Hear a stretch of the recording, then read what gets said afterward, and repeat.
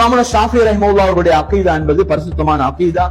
அதுதான் நாங்க இன்றைக்கு மாதுரிதியாக்களும் அஷ்அரியாக்களும் பின்பற்றக்கூடிய அகீதா. இமாம் ஷாஃபியிட மட்டுமல்ல, அகீதத்து நபி ஸல்லல்லாஹு அலைஹி வஸல்லம், அகீதத்து ஸஹாபா, அகீதத்து தாபிஈன், அகீதத்து தபஇ தாபிஈன், அவர்களுடைய அகீதாவை தான் ஆதாரபூர்வமாக வடித்து தெளித்து அபுல் ஹசன் அஷ்அரி இமாம் அவர்கள் பதிவு செய்திருக்கிறார்கள்.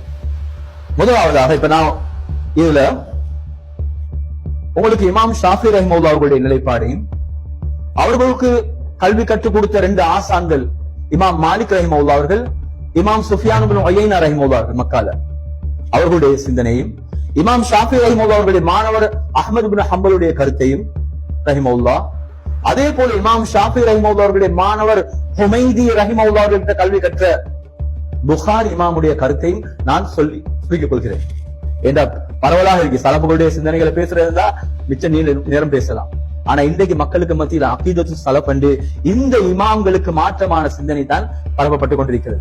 அது 8வது நூற்றாண்டுல வந்த இப்னு தைமியா என்பவருடைய சிந்தனை தான் சலஃப் என்ற பேர்ல மக்களுக்கு மத்தியில வியாபாரம் செய்யப்பட்டுக் கொண்டிருக்கிறது.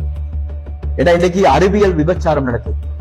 அறிவியல் விபச்சாரம் தான் கற்ற உண்மையான கல்விக்கு மாற்றமாக தன்னுடைய மனசுக்கு தெரியும் இது ஹக்கண்டு, ஆனால் தனக்கு யார் நிதி தருகின்றார்களோ பணம் தருகின்றார்களோ அவர்களை திருப்திப்படுத்த ஹக்குக்கு புறம்பாக பாக்கிலான சிந்தனைகளை பரப்பிக் கொண்டிருக்கிறார்கள்.